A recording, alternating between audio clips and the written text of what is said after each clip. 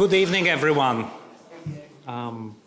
Welcome. I would like to begin by acknowledging the traditional owners of the land upon which we meet, the Wurundjeri people of the Kulin Nation, and acknowledge elders past, present and emerging, and extended respect to other Indigenous Australians present. I would also like to recognise that Indigenous people have been custodians of these lands and waterways of Australia for more than 60,000 years and are our first teachers.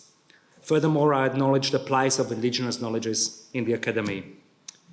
As we transition from spring to summer, we acknowledge the Wurundjeri people's long-standing relationship with and caring of the lands and waterways. The Kulin Nation lived and continues to live their lives according to their own markings of the changing seasons.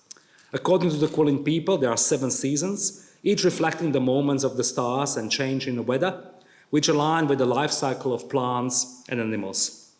November is Buath Guru, the grass flowering season, where apparently days can be hot, stormy, wet, or full of pollen, and we've certainly seen this varied weather in the past few weeks. You may also know the Corandeg, also known as the Victorian Christmas bush, is coming into flower. So, welcome all. Welcome to the 4th and the final Dean's Lecture in the 2025 series. My name is Professor Marek Tesar, and I'm the Dean of the Faculty of Education here at the University of Melbourne. Like many this year, tonight's Dean's Lecture has gathered a great deal of interest. I believe close to 700 people have already registered to receive a copy of tonight's recording, and so we thank you to those of you who have made the effort to attend in person tonight, as well as those who will watch this presentation later on our Faculty of Education YouTube channel. As you can see, we had to move our lecture to a larger theatre within the university, and we thank the Melbourne Law School for accommodating us. Following Jennifer's presentation, we aim to have time for audience participation with Q&A, facilitated by our Associate in Research, Professor Kate Reynolds. And thank you, Kate, for doing that. And I would like to also acknowledge and thank in advance Professor Josephine Lang, Associate Dean Learning and Teaching, for delivering tonight's vote of thanks. I'm also very pleased to let you know and to announce that Jennifer will be recording an episode of the Faculty of Education podcast, Talking Teaching, this week. This will be the final episode of 2025, and we'll explore the essential relationship between education and research, policy, and classroom practice. And here I have to know that Talking Teaching, expertly moderated and delivered by Dr. Sophie Special, who is here, is one of the top 5% podcasts in the world. So thank you so much for listening and being part of the audience of this very important knowledge translation work that we do. I encourage you to also sign up to our Faculty of Education events and news mailing list using the QR code displayed on the screen, yes, to ensure that you are the first to know of Jennifer's episode release. So tonight we are all here to listen to an eagerly anticipated presentation from Dr. Jennifer Buckingham OAM. I understand from Jennifer's LinkedIn that for the first time ever she finished a speech draft a week in advance. Thank you, Jennifer. We feel very privileged for the careful consideration that Jennifer has put into this Dean's Lecture. I would also now like to take a few moments to tell you about Jennifer's influential and commentable career to date. Dr. Jennifer Buckingham OAM is Executive Director of the Centre for Education Statistics and Evaluation in the New South Wales Department of Education. She has been an active participant in the national conversation on education for more than 20 years. After completing a PhD on reading instruction and intervention in 2014, Jennifer decided to devote her career to bridging the research to practice gap and reduce preventable illiteracy. She started the 5 from 5 project in 2015 at the Centre for Independent Studies to provide free literacy resources for teachers and parents and to provide a platform to promote better policy, including spearheading the adoption of the Year 1 phonics check across Australia. Jennifer continued to direct the 5 from 5 project with the support of Multilit, where she was Director of Strategy and Senior Research Fellow until 2024. 5 from 5 has delivered free professional learning to thousands of teachers, an amazing accomplishment. Jennifer has provided advice on policy and curriculum to federal and state governments and education agencies, including the new Australian curriculum and New South Wales literacy syllabus, and has worked closely with a number of government and non-government systems and schools to develop high-impact literacy teaching and assessment. Her research on initial teacher education led to the amendment of the initial teacher education accreditation standards in 2020. She regularly speaks at conferences and is published widely, including co-editing and co-authoring the 2023 book Effective Instruction in Reading and Spelling, which is now a prescribed or recommended text in teacher education courses in universities in Australia, New Zealand, Scotland, Ireland, and Northern Ireland. Jennifer's Churchill Fellowship report, published in 2023, an investigation of literacy, instruction, and policy in the United Kingdom and Ireland, led her to being appointed to the International Ministerial Advisory Panel for Northern Ireland. As if all this wasn't enough, Jennifer is also a board member of the Australian Institute for Teaching and School Leadership, an adjunct associate professor at La Trobe University and a fellow of the Royal Society of New South Wales. And I understand that Jennifer's parents came here also from Newcastle, coincidentally, and they are attending also tonight. With all of that, I'm truly delighted to welcome Dr. Jennifer Buckingham OAM on the stage for her Dean's lecture titled The Radical Act of Reading. Welcome, Jennifer.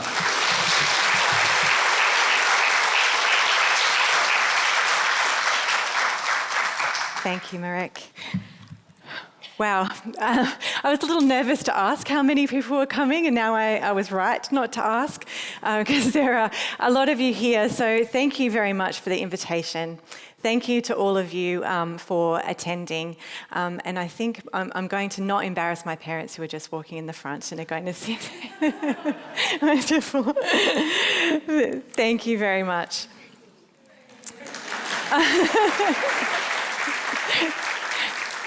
That wasn't a clap because we were waiting for you, I promise. It was a clap of appreciation. So thanks for being here, Mum and Dad. So for those of you who are here for my greatest hits, I hope you won't be disappointed. I'm going to spend about the first third of my presentation tonight talking about things that you will be familiar with in terms of topics I've talked a lot about. And for those of you who have been steeped in the world of reading and reading research for the last 20 to 25 years, you will have heard me say a lot of those things many times. So what I thought I would do, given the opportunities to spend a bit of time getting ready for this presentation, that I might take a bit of diversion and introduce some new thinking, for me at least. So in this world consumed with speed, distraction and scrolling, taking the time to read individually and immersively is becoming rare. Close reading requires slowness, not speed, attention, not interruption, and self-reflection rather than seeking likes from others. To sit quietly reading a book is a deliberate act of resistance to those sorts of compulsive behaviours, and that's what I mean by the radical act of reading. So I'll start with some potted modern history and take us back to a time where it was radical to say we would only see improvements in reading ability if children were taught using the explicit and systematic methods of instruction that decades of research had proven to work. Despite the many straw men that were built in an attempt to undermine arguments for explicit teaching of reading, every advocate of phonics instruction took great pains to emphasise the need for good books as well. Whole language advocates were right about the importance of a rich diet of reading, but they missed the part about learning how to read the words on the page. So now there's a broad acceptance of what is known as the science of reading. I've been pondering these questions. Once students can read, what will they read? Will they read, and does it matter? When I first started planning what I would speak about this evening, a renewed discussion about whether it matters if people read books anymore was bubbling under the surface. But since then, there's been around about a dozen excellent articles tackling this topic. Of course, they in turn build on the scholarship and intellectual inquiry that spans 500 years since the invention of the printing press. So to some extent, and in a variety of ways, reading has always been seen as radical. So this evening I'll add my perspective. And I should say now that these are my thoughts as an individual, not the position of the New South Wales Department of Education or necessarily all of my colleagues, but I will go as far as saying that I'm not alone. In 2013, I published an article with my PhD supervisors, Kevin and Robin Weldall, called Why Jayden Can't Read. This article was a postscript to my thesis and pulled together the threads of my academic research and what I discovered through my policy work at the Centre for Independent Studies. The title of that article was, of course, an homage to the famous book written by Rudolf Flesch in 1955 called Why Johnny Can't Read. My article took a somewhat more measured tone, but the substance was the same. Too many children were not learning to read, not because they were deficient, but because teaching methods were inefficient and ineffective. My article took aim at the universities who had and have a monopoly over teacher education and were failing to prepare teachers with the most effective teaching strategies, ignoring 50 years of solid evidence, and the government departments that were reinforcing the use of ineffective teaching practice and seemingly insufficiently concerned about the number of students who are leaving school without the most fundamental skill of reading. At the time, the main point of contention was phonics. Those of us who argued that students need to learn the building blocks of written language, that writing is a code for spoken language, and students need to be taught the code so they can make the connection between the words they hear and the words they see, were pilloried. There's incontrovertible evidence that decoding is essential for reading and that it's best taught in a systematic and explicit way, not incidentally through exposure to books or by providing a sprinkle of phonics and a heavy dose of guessing. So as I said, I'm not going to re-prosecute that evidence tonight, and I'm certainly not going to waste your time naming the people who were stuck on the wrong side of the reading wars, which are in fact over.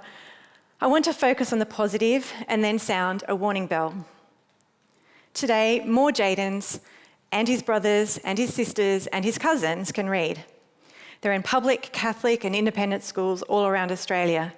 This has been largely led by schools where a principal or a teacher stumbled across an article or a webinar that created a spark of recognition and which led them to seeking more information and then eventually leading a transformation that was driven by evidence-based reading instruction.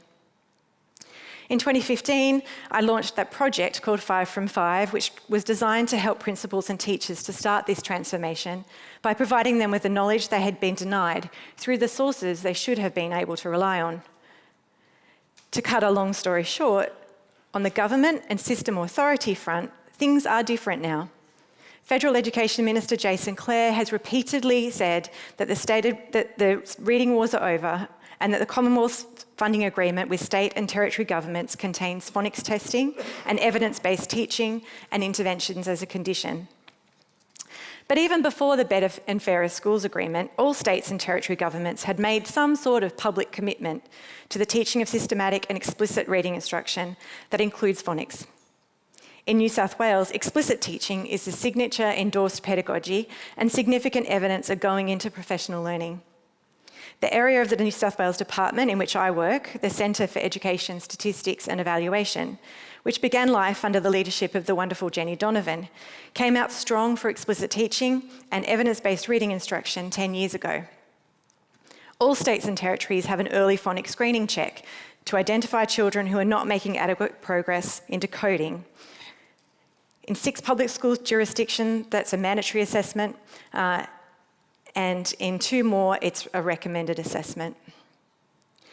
Tens of thousands of teachers have voluntarily participated in the 5 from 5 professional learning and the La Trobe University Solar Lab courses, and thousands have joined the Think Forward Educators National Network. In New South Wales, schools have grouped together to share expertise and resources, such as the rapidly growing Explicit and Systematic Teaching, or EAST network.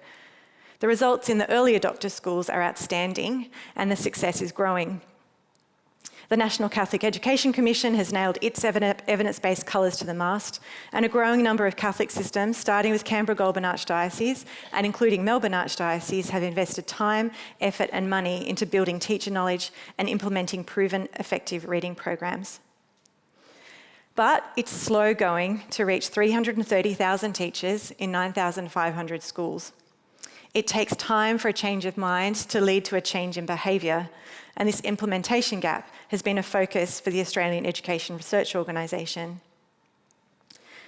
You might have noticed that I've given a positive progress report for only one of the culprits that I identified in why Jayden can't read. What about universities and teacher education? Well, across the nation, I think it's fair to say more effort needed in that space. In 2019, a minor amendment to the accreditation standards for initial teacher education that required literacy courses to include evidence-based instruction on the key elements of reading, including phonics, created uproar amongst academics in education faculties. And despite the requirement being in there from 2020, there are still universities who have skirted around it and graduate thousands of teachers with little or no understanding of systematic and explicit teaching of reading.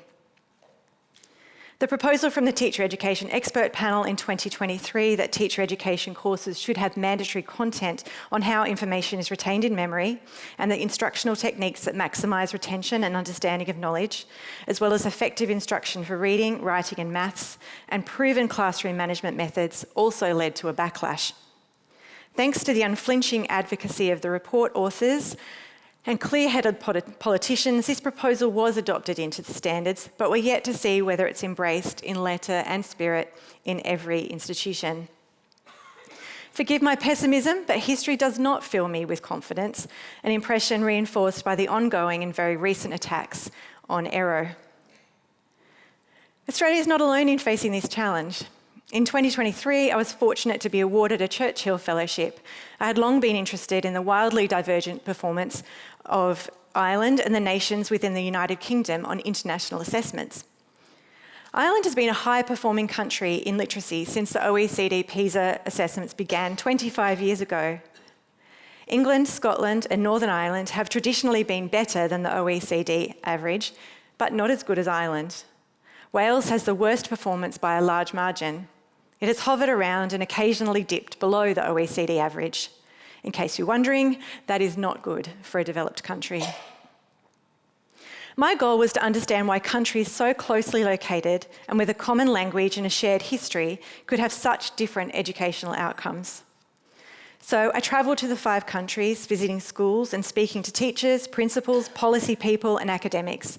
What I found is that the same factors influenced student outcomes in literacy in all countries, namely the effectiveness of reading instruction, the rigour of the curriculum and guidance for teachers, and the quality of teacher education. In high-performing Ireland, reading instruction is routinely good and often very excellent, and they have a solid curriculum. Teacher education and the types of people it attracts stand out. Teaching is highly desirable in Ireland, and teacher education courses are highly selective, drawing students from the top 10% of school leavers. Teacher education is rigorous, requiring attendance on campus from 9 till 5 p.m, 5 days a week. It's really hard to imagine a model like that in Australia now. The recipe for success is obvious. Very capable people who have very good training. On top of that, Ireland seems to have avoided the worst pitfalls of progressive education. Phonics has always been taught in early reading. But the X factor is culture. Literacy is valued in Ireland. There are high rates of leisure reading among students and adults. According to data collected as part of the PISA surveys, student homes have relatively high amounts of cultural resources like books and musical instruments, and relatively low amounts of technology resources. This doesn't mean that Ireland can be complacent and expect this to continue. It is just as vulnerable to the pressures being felt across the Western world, and it will need to be on guard. I won't provide a treatise on every country that I visited, but I will have to mention England. England is one of the only countries to have maintained reading scores in international assessments over a period in which almost all other Western countries had a decline. As a result, it's risen in the rankings from 25th in 2015 to 13th in 2022 among participating countries in PISA, which measures reading literacy of 15-year-olds. In the program in reading literacy study of 10-year-olds, England's ranking rose from 19th in 2006 to 4th in 2022. This is all the more remarkable for being over a period of significant demographic and economic change. It's a consequence of the adoption of evidence-based reading instruction, a rigorous curriculum, and demanding statutory assessments. But what is reading, and why is it so special? In some discussions of reading and literacy, it's become common to define reading as a narrow subset of the broader notion of literacy. According to this conception, there are multiple literacies, including visual literacy, digital literacy, and media literacy, all the way through to financial literacy and emotional literacy. Reading written words is sometimes characterised as linear textual literacy. But it's possible to argue that rather than being below literacy in the hierarchy, reading is more than literacy. Literacy is a skill, whereas reading is the loftier pursuit of knowledge and understanding. People say they read history or philosophy or economics at university. So we can think about reading in two ways. Firstly, in the basic sense of decoding and understanding written language.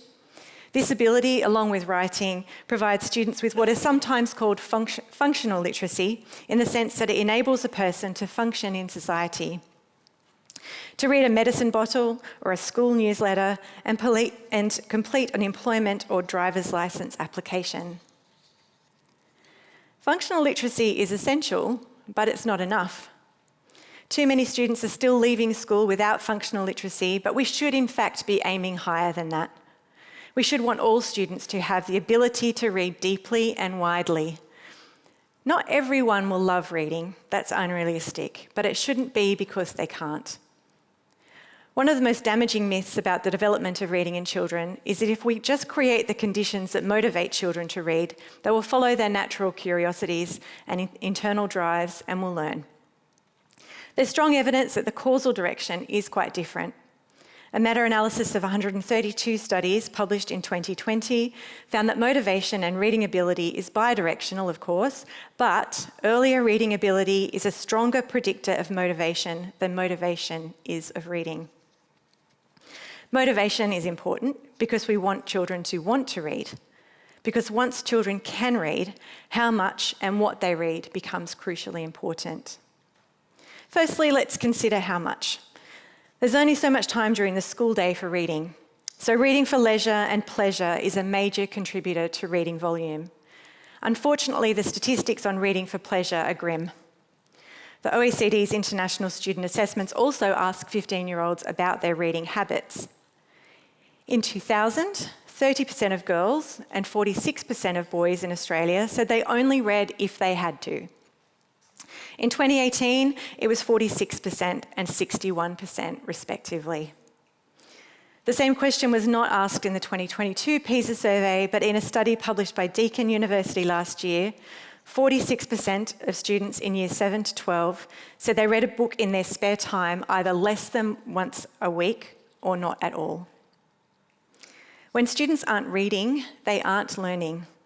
Researchers have estimated that children need to know 8,000 word families when they finish primary school in order to be able to engage successfully with the high school curriculum. If, optimistically, children begin school with knowledge of 2,000 words, simple maths tells us that explicitly teaching 1,000 word families a year would leave little room for anything else in the school day. Conversation and TV will make a contribution, but books do the heavy lifting. Book reading has a direct effect on the depth and the breadth of children's vocabulary. That is, the number of words they know and how well they know them.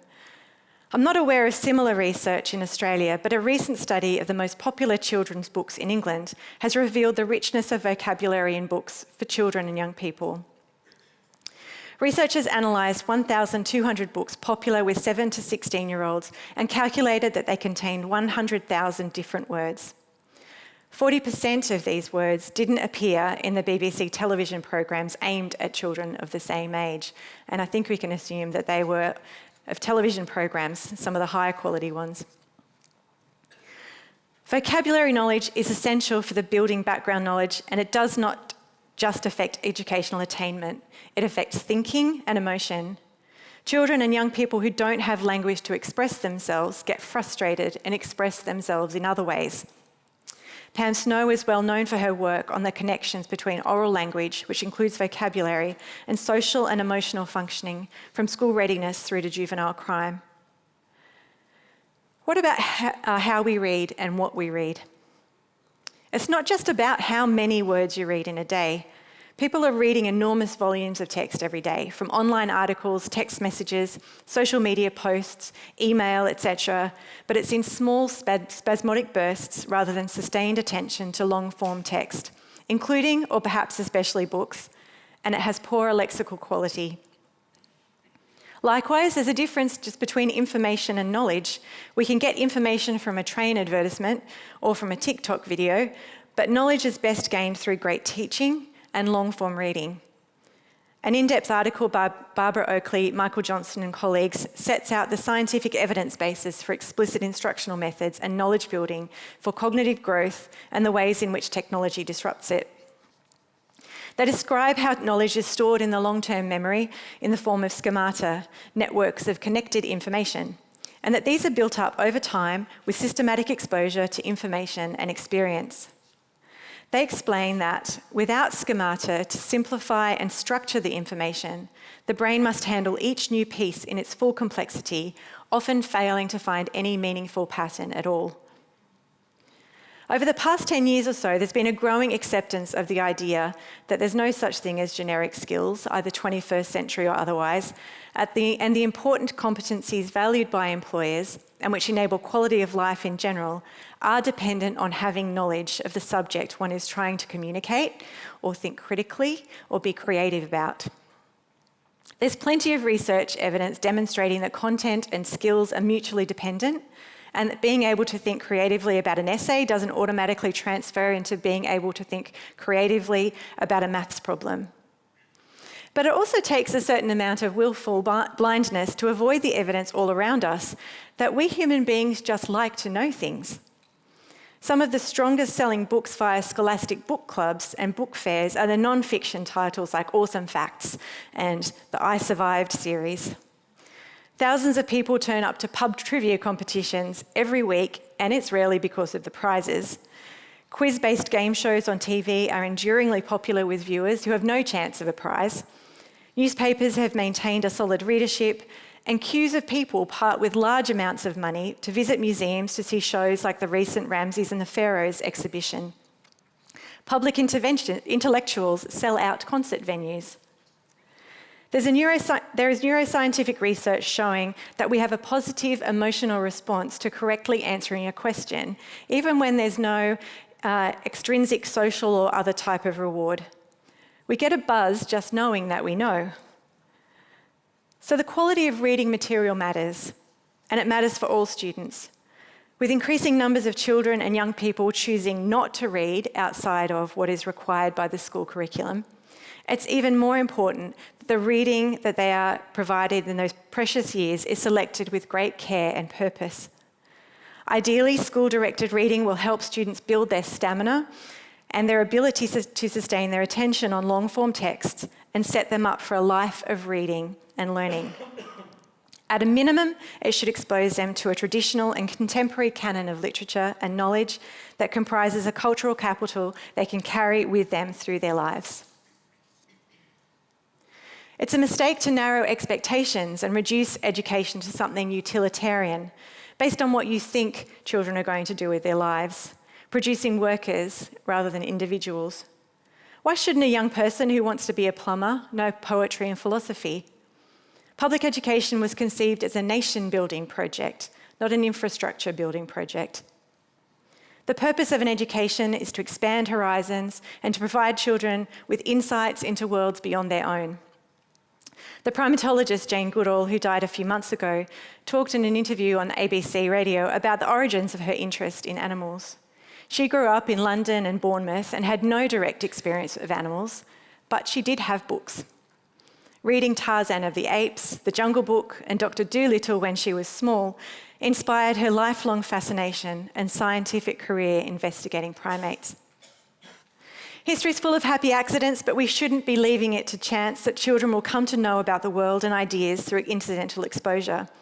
In an era of unfettered and unfiltered information, having a strong knowledge base is more important than ever. Knowledge imparted through the curriculum is mostly captured by reading. So text choices in the curriculum are vital. Long-form reading should be required and enabled by intentionally building the requisite background knowledge of words and the world, as E.D. Hirsch puts it. This matters for everyone. The history of reading is, in fact, the history of thought. The invention of the printing press preceded the Reformation, which together introduced the ideal of universal literacy. Over time, reading moved from being a means to undertake a spiritual quest to being a worthy activity in its own right. Likewise, the history of reading and writing is the history of society. In his fabulous book, The Power of Reading, sociologist Frank Furedi traces this trajectory. Although when he wrote that book, the internet and social media were exerting an impact, Furedi saw the decline in reading as a cultural challenge rather than a technological one. The democratisation of reading through mass education and the printing press also traces the evolution of democracy. Prior to the invention of the printing press in 1440, there were only a few thousand manuscripts in Europe, mostly written in Latin and Greek.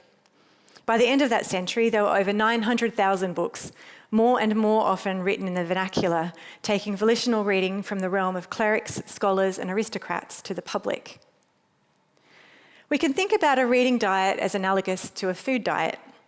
Consumption of quickly metabolised fast food gives a short-term energy high, but it's converted into fat, which then reduces the ability to exercise and lessens the desire for good food. A diet of nutritious food requires more effort, but it has more sustained benefits. These appetites and desires are developed in childhood and adolescence. To extend the analogy, it's not enough just to consume a healthy diet of reading, but to be fit enough to get the most benefit from it. When Milton wrote Paradise Lost in 1667, he expressed the hope that his epic poem would find an audience of quote-unquote fit readers. Milton believed that independent reading was both the source and the outcome of rational and free judgment, and that a republic of fit readers was the guardian of a just society. A person's reading fitness could be attained through reading books that try him. At the time, this radical idea about reading, that people could and should be free to subject bad and good ideas to their own judgment, was at the heart of Milton's staunch opposition to censorship. Much more recently, Daisy Christodoulou has written about the warning signs that people have stopped developing their cognitive muscles and the worrying prospect of what she calls a stupidogenic society. When we can offload difficult or boring tasks to a machine instead of doing it ourselves, there's a strong temptation to do so. If you always drive instead of walking, you'll miss opportunities to strengthen your leg muscles. If you always watch a YouTube video instead of reading a book, your cognitive abilities will atrophy. A few worrying studies have shown that after 100 years of increasing IQ due to better health and better education, population average IQs began declining at the turn of the millennium. It's impossible to isolate one single cause, but it's hard to dodge the fact that the biggest change in that time is the prevalence of technology in our lives. Writing about this phenomenon, Stephen Schwartz points to the ways in which technology has affected cognition, not just directly by providing a substitute for reading and diminishing our capacity to think and to test ideas, but also indirectly by making us sleep-deprived and sedentary. Marianne Wolf's book, Reader Come Home, in 2018 was a relatively early pondering of the possibility that technology was rewiring our brains, and evidence for the portent of this question has accumulated since then. Not to labour the point, but Wolf says we are what we read. Others have noted that what and how we read affects what and how we think. A number of people have pointed to the special qualities of deep reading of long-form texts and the type of thinking it generates, namely linear, logical, and rational. Civil debates rely on that type of reasoning. The thesis is that a society that does not read well, does not think well, and perhaps does not vote well. Educationist Dylan Wiliam has also made the point that a lack of knowledge leads to a democratic deficit. We need an internal trove of knowledge that is coherent and provides a framework for judging the merits of new information and ideas. A post-literate society without the appetite to read and the ability to reason could become a 21st century version of the pre-literate, pre-Enlightenment society. Science would have to compete with superstition. This prediction, if it came to pass, is that real reading would once again be the preserve of the elite. But there's anecdotal evidence that even this might be optimistic, with university lecturers in Australia, the US and the UK on record saying that their students have read few full books, let alone difficult ones, and struggle to read full books for their classes. A dive in deep reading and associated cognitive decline is neither inevitable nor irreversible. Societies change. People can make individual choices not to allow this to happen to them. Adults can make a choice not to allow this to happen to children. This is a decision point we're faced with now. Stephen Schwartz writes, "Intelligence can recover. IQs can rise dramatically within a single generation, which means they're not fixed, but habitual, the sum of what societies reward and neglect." Where will this decision about what to reward and neglect be most meaningfully and equitably manifested? At school.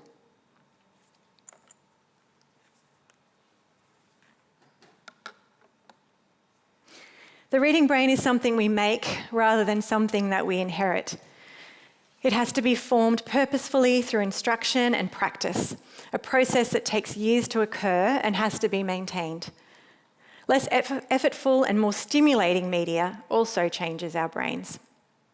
A systematic review and meta-analysis just published in the last few months found that people who watch more short-form videos on platforms like TikTok and Instagram have shorter attention spans. That research doesn't conclusively confirm causality, but at the very least, heavy consumption of media content that's highly stimulating and ever-changing reinforces patterns of attention regulation and impulse control. If the incursion of digital technology can so dramatically disrupt the workings of the well-developed reading brain of adults, what threat does it pose to the unformed reading brains of children and young people and their ability to learn? I think it's fair to say it would be useful to have more evidence on the relationship between the use of screen-based technology and educational and cognitive outcomes. It's always good to have more research. But since most research will be longitudinal epidemiological studies rather than clinical controlled trials, scientists will be reticent to draw firm conclusions about cause and effect too soon anyway. For example, a study published in 2023 found that large amounts of screen exposure, more than 2 hours a day, at 12 months of age, predicted altered cortical activity before the age of 2 years and impaired attention and executive functioning at age 9 years. The authors, of course, acknowledged that they couldn't control for all of the variables and that screen time could be a proxy for some other factor. But when multiple studies have produced similar findings, the weight of evidence demands our serious consideration. A group of researchers in Spain has been studying various aspects of print versus screen reading for the last decade. In one study of almost 150,000 fourth graders and 145,000 eighth graders, they found that the amount of daily use of digital devices was negatively related to scores on reading comprehension. In another study, they found that unlike book reading, leisure reading on screens had dramatically decreased benefits for reading comprehension development compared to print reading. The New South Wales and Victorian governments are concerned about this. Victorian Education Minister Ben Carroll recently announced time limits for screen use in public schools. In New South Wales, the government has provided $2.5 million for a screen research fund to gather more evidence about the cumulative impact of screen-based technology in school and at home. One thing we can say with some confidence, and which should influence educational decision-making now, is that reading on screens is qualitatively different to reading on paper. There's good reason to believe that this flows over to the amount of reading and the choice of reading. There's consistent evidence that reading comprehension is better when reading texts on paper than on screen, from 8 meta-analyses based on studies involving a couple of 100,000 participants. In these studies, the digital disadvantage was stronger for informational text than narrative texts, and for students with weaker reading comprehension. There's potentially several explanations for this. One is reading intent. Students may associate screen-based reading with the sorts of tasks that don't require deep reading, such as text messages or seeking specific information, and therefore subconsciously or consciously engaging in more shallow reading or skimming. The content typically produced for screen-based reading is shorter and it has lower lexical quality. Screen-based reading is typically on a device that's backlit and therefore more quickly leads to eye fatigue. And the physical characteristics of books create a spatial permanence. You can put your finger in a page and go back and reread. And critically, most screen-based reading is on devices that have multiple uses, and therefore there's constant potential for distraction and quote-unquote continuous partial attention. We all know what I'm talking about. A related set of research findings is on the importance of handwriting. When children are first learning to read and write, the development of correct letter formation in handwriting is linked to learning to recognise letters in print and make the letter-to-sound connections that are essential for learning to read. Fluent handwriting leads to quality writing because there is minimal lag between thinking and transcribing. Studies of university students have found that they remember more when they handwrite their notes in lectures than typing them. Written notes are usually paraphrased, which involves some cognitive process, some thinking, and decisions about what is and isn't important to record, whereas quick typists are simply taking dictation. So why does it matter if we are skim reading rather than deep reading? When we skim, we don't think. Surface skimming has an immediate goal to determine whether a text has the information we need or want. Once we've made that determination, we consume it or discard it and move on.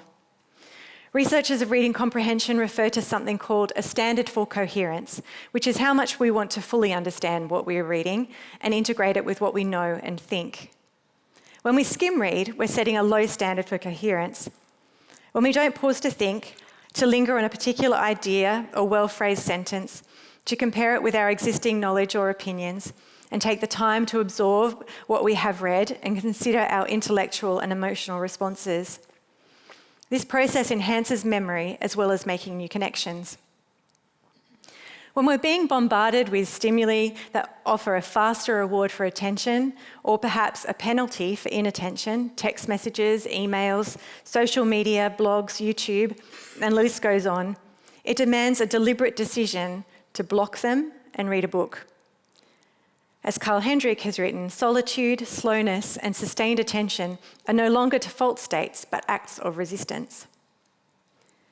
And books in the home are still a strong predictor of education success, and volume of reading is a predictor of educational outcomes. Beyond just having access to a computer and the internet, just as a base access to technology, information technology resources in the home and the use of technology are not. It's no secret that there is a cultural capital advantage in education success, which is linked to, but not exclusive to, higher socioeconomic status. Books in the home are largely responsible for the relationship between cultural capital and education success. Jonathan Evans, Joanna Sikora, and Mariah Kelly looked at the relationship between book-oriented family home environments and adult outcomes using the Program for the International Assessment of Adult Competencies, or PIAC, data from 31 countries, including Australia. They found that home libraries in adolescence, or so-called bookish homes, were advantageous not just for literacy, but also for numeracy and for technological proficiency in adulthood. They found that bookish adolescents with lower secondary education credentials became as literate, numerate, and technologically adept in adulthood as university graduates who grew up with only a few books. They explain this as being because book-related resources have a substantive link to academic-related skills such as vocabulary building, counterfactual thinking, and cognitive flexibility. Home literacy environments are not just a status symbol, they really matter, which, when viewed positively, supports a cultural mobility model rather than a cultural reproduction one. In other words, books are an equity lever. Indeed, the effects of literacy resources are the greatest for people whose home and family background is disadvantaged in other ways.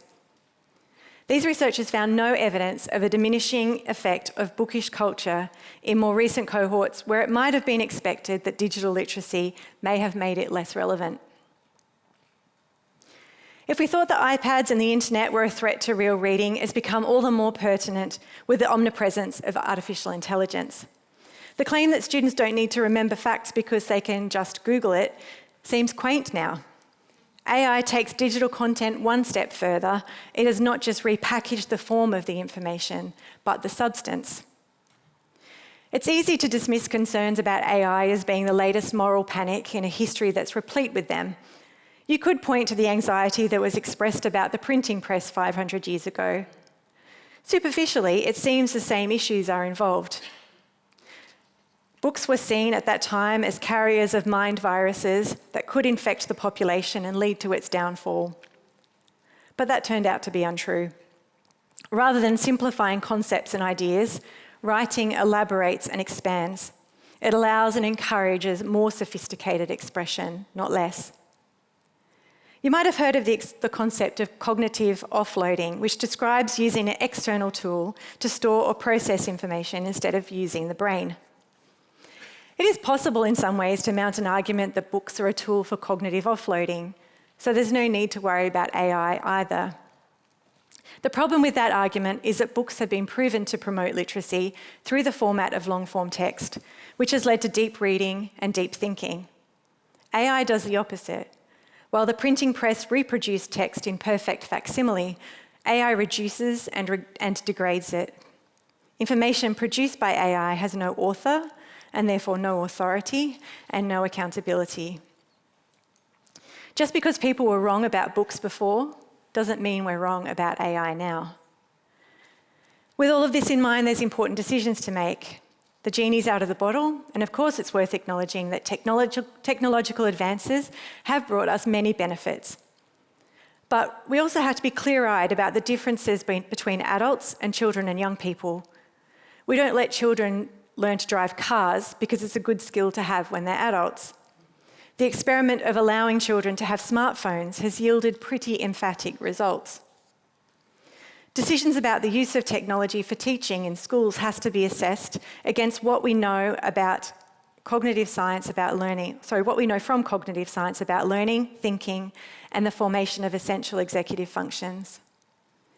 It's more important than ever to build knowledge. It's not enough that information is endlessly accessible by the little computer in our pockets.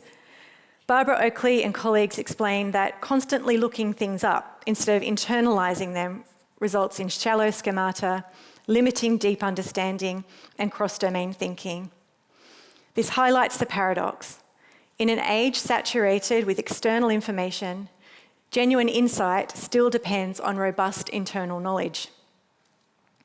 And if lacking knowledge wasn't bad enough, some research has shown that having a shallow understanding of a topic and being aware that we can look up the details if we need them creates an illusion of knowledge. In other words, a digitally enhanced Dunning-Kruger effect. Technology can be effective when it's used in ways that aid the learning process rather than displacing or disrupting it. As in other areas, attention to the novice to expert learning trajectory is critical. Technologies like AI can be a useful tool for students who already have some knowledge and proficiency, but the effect on novice learners may be to stunt their development.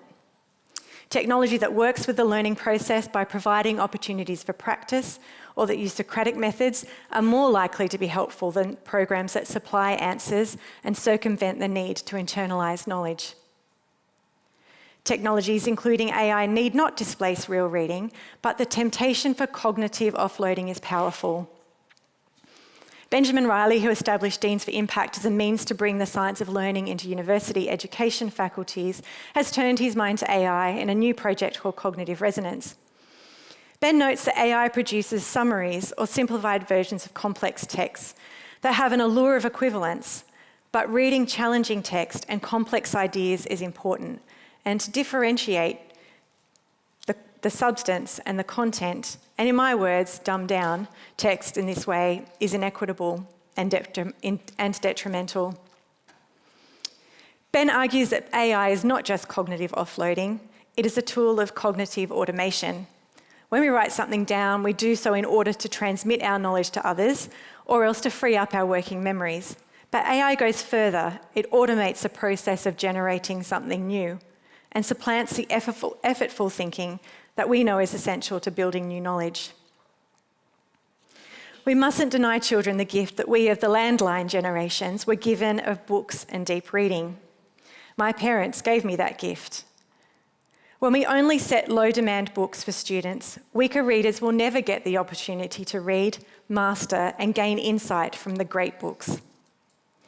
The Australian and Victorian curricula for years 7 to 10 have no set text requirements in terms of the number of books that students are expected to read, just requiring that teachers include a wide range of texts and types for study.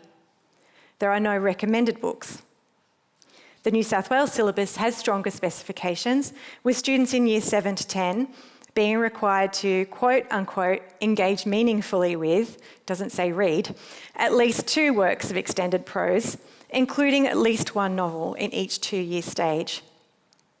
They also must engage meaningfully with at least 2 collections of poetry, 2 films, 2 drama texts, a Shakespeare play, and a range of other text types.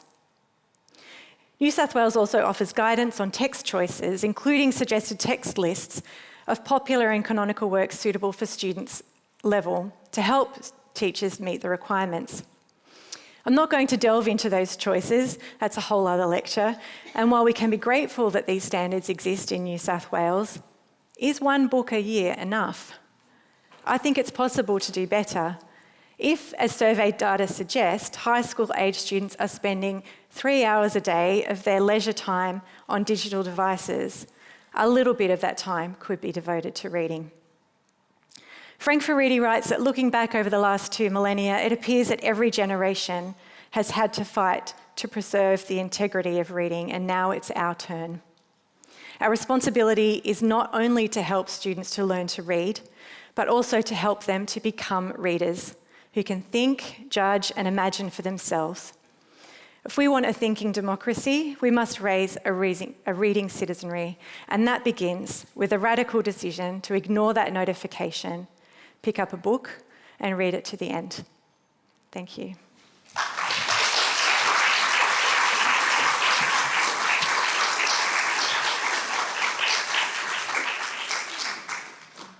Thank you, Jennifer. So we did want to have some time for a few questions. We're running we started a little bit late, so we think it's important just to take a few minutes to hear from you as the audience before we hand over for our thank you. So, Jennifer, thank you for such an expert sort of topic and talk. Evidence-based, informed, and presented in a very accessible and meaningful way. And of course, in a way where we can all see ourselves now as the radical landline generation. So some questions for Jennifer. So we have got mics coming around, so maybe it'd be good to wait for the mic. Hi, thank you so much for that. That was really thought-provoking. I sort of noted you referred several times to long-form texts, and I wondered what your opinion was of using picture books, graphic novels, illustrated novels with upper primary, lower secondary students. And, you know, in my opinion, those books offer so many opportunities. They give absolute pleasure to students and actually can be more demanding than a long-form text. So I just wondered what your opinion was.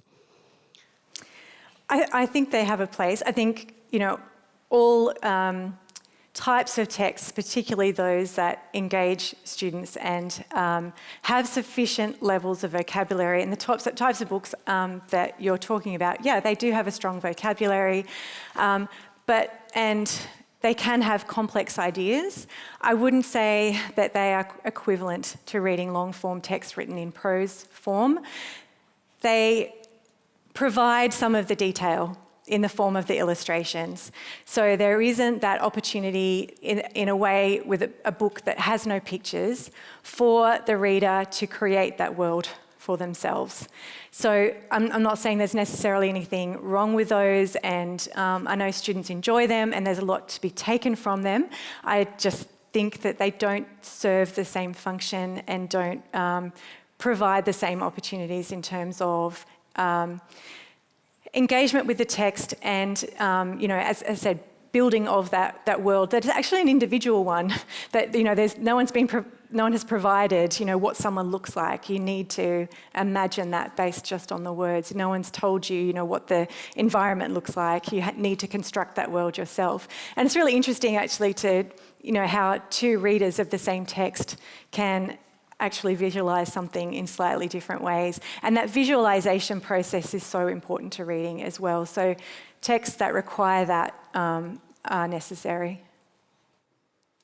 So some other questions? So maybe one up here and then one down the front here.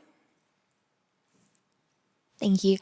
Hi, as an English teacher in a secondary school, we're really keen to get students to read, but we're finding that with a set amount of time, we're kind of having to balance between explicit teaching of reading and writing skills versus sitting down and going through the whole book and reading with them.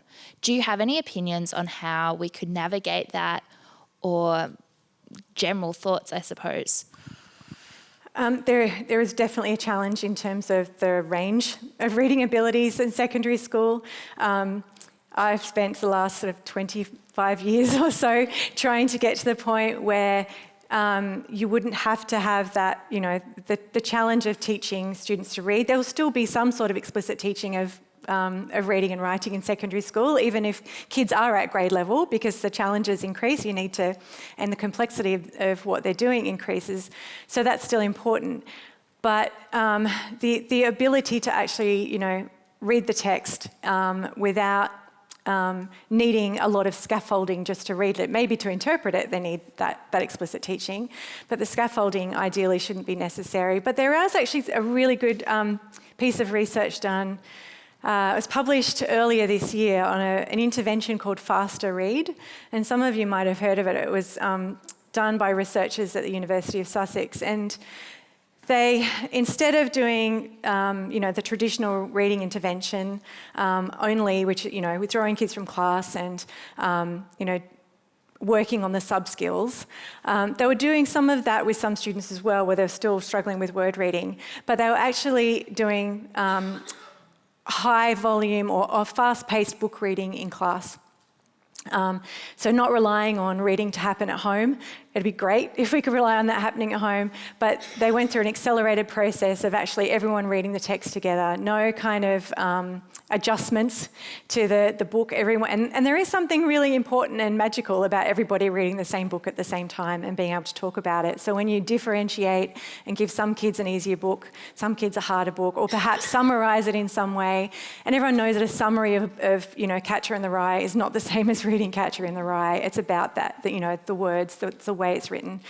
So when we do that you lose a lot. And this study found that for struggling readers, this faster read, accelerated book reading in class led to reading gains of 6 months in a short period of time, and sometimes greater. So a short intervention, large growth in reading skills, because children were actually, or students were engaging with those challenging texts. Because if you only ever work at the level that they're at now, will they, how do they make that leap? How do they get to the next stage?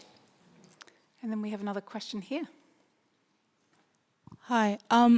So this is a bit of a strange question probably for you. I'm a library student, and I mainly came here to try and see what we as librarians can do to help teachers with this gap in their literacy, and how the teachers could be able to communicate the skills that they learnt from the library to students and tell students that, we learnt this at the library, this is what the library can give to you. So knowledge translation between librarians and teachers. Librarians have such a special place in a school. They have, it's a great job to be the school librarian. And libraries are so special in schools. So whenever you walk through the front gate of I visit a lot of schools, they really want to take you to the library. Like the library is like, it's so proud of it. And, you know, they spend a lot of time on what it looks like and making it a really enjoyable environment and where kids want to be able to read. But that is sort of the, you know, the dressing on, you know, what the librarian brings, which is that knowledge of how to work out, you know, what sort of thing is next for a student. You know, what if they like this sort of book, instead of just feeding them the same, if they like motorbikes, don't just give them books about motorbikes all the time because they know a lot about motorbikes. What is the next step from that? You know, how do you kind of work with their interests and ability levels to take them to the next level? And it would be essential, really, for that. And I don't know how often it happens in schools that the librarian really is a part of those sort of literacy development conversations, or whether sometimes they're sort of, you know, here is your space, you stay there, and here's the classroom, this is ours. But I see that as being absolutely essential, that those literacy decisions, and also the text choices that, you know, the teachers are making all the time about what books to study. Using books as the basis for vocabulary instruction is a really great way to teach vocabulary rather than just coming up with random word lists. And so choosing books to build knowledge and build vocabulary with the assistance of the school librarian seems like magic combination to me. Thank you so much. We need to move on now and hand over to Josephine Lang. So thank you so much. Yeah.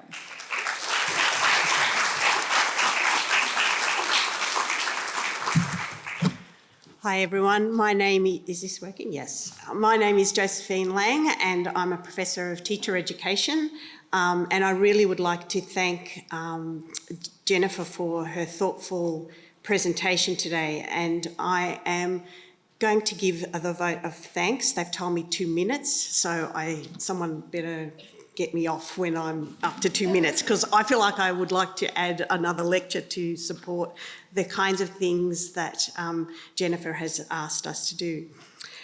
So first of all, the first thing when I was asked to do this by my dean, I said, why me? I'm not a literacy teacher. My background is in secondary teaching in science and geography, environmental, biology, but not literacy. So I thought, strange pick, okay. But then there is another bow that I have, which is the Associate Dean Learning and Teaching within the Faculty of Education. And so I do know something about learning and teaching and the act of it. And so what I'm going to do in my rejoinder and in thanking you for your thoughtful presentation, Jennifer, is to kind of highlight some of the key points that really connected and resonated with the kinds of things that you have talked about. And one of the first things that I thought about was the notion that you said that we need to have explicit teaching. When I started my career out of secondary schools and into higher education, one of the things that I first started to do as I was starting my PhD was to also think about doing some tutoring work and with teacher educators. So I was working with primary, those that were wanting to become primary teachers and also secondary teachers. And I took what I know as good teaching and learning from my secondary school and transplanted it into the ITE context. And I thought, I'll be fine because I'm a good teacher. Everyone always tells me that. And so one of the backbones from my teaching has always been experiential learning and thinking about reflection. And when I started to transpose that into teacher education, after the end of the semester, or while we were engaging during the semester and I was testing for understanding and seeing how things were going, some of my students in my teacher ed courses would go, we didn't do that. And I'm going, but we did it in week 3 in this topic. And what I learnt in that first 6 months was that we have to actually have explicit teaching as well, and use those critical moments and unpack what we are teaching and what we are learning in there. So that was one of the first things that really got to me, that the notion of explicit teaching is really important. High expectations of our students, absolutely important. I work and I come from the western suburbs. So I know that if you don't have those high expectations of your students, then there's problems. But with high expectations, we also need to scaffold and use the work of Vygotsky and think about how do we wrap around our hands and support and care our students so that they can be the best that they can. Close to the start of your presentation, you said this statement: reading wars are over. Thank God for that.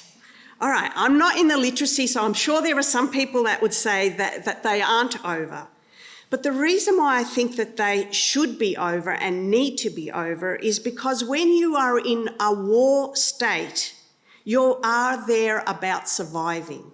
You are not there about thriving. And I think if we don't rule a line and say the reading wars are over, we can never sit and think about the community that brings in the need for reading.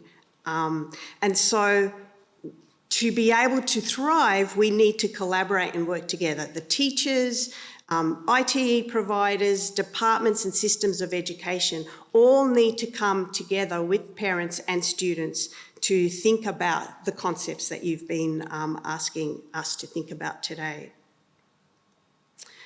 So I think what we were looking at was the idea that another thread that you pulled out was that quality reading is actually about learning and that the two are very closely related.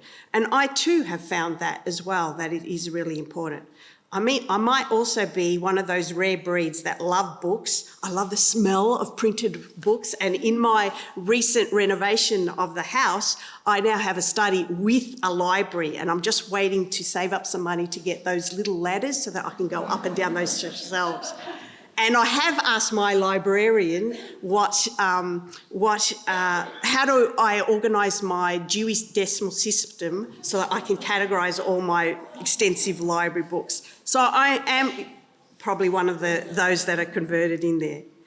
But I think what then Jennifer asked us to do was think about some of the warning signs. There's lots of good things that we know about learning, reading and teaching. But the warning signs that you signal to us, the idea that our brains are changing, shallow learning, shallow knowledge, cognitive offloading, distracted states, they are all things that wake me up at 3 o'clock in the morning. And how do I reach out to my students and learn how to better engage them in the learning process? So those themes are very much what I live and breathe in terms of the work that I do in Associate D in Teaching and Learning and in the classroom. I think I've run out of time, so what I'll do is just close in and say what you have done tonight is to ask us to think, what is radical reading? And in that challenge that you've put out to us is to think and rethink about what reading and its role plays in this 21st century, and that it is an expansive activity and not something that should be moulded into a really tight place. And I think for that, I thank you for your thoughtful presentation today.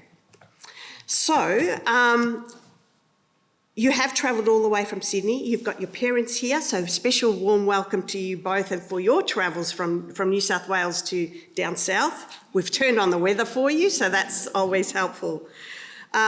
Could you please put your hands warmly together to thank Jennifer for her presentation?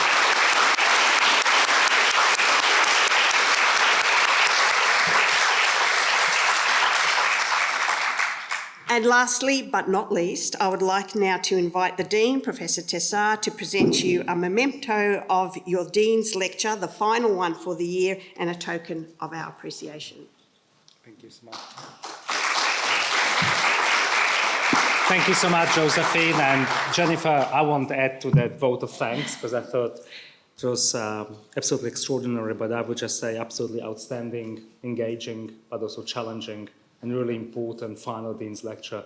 Thank you so much for coming here all the way from Sydney, and hopefully this isn't your last visit. You're always welcome here, and thank you so much for being here. I know there are a lot of people who would like to talk to you after the lecture, So thank you for coming and congratulations. Thank you.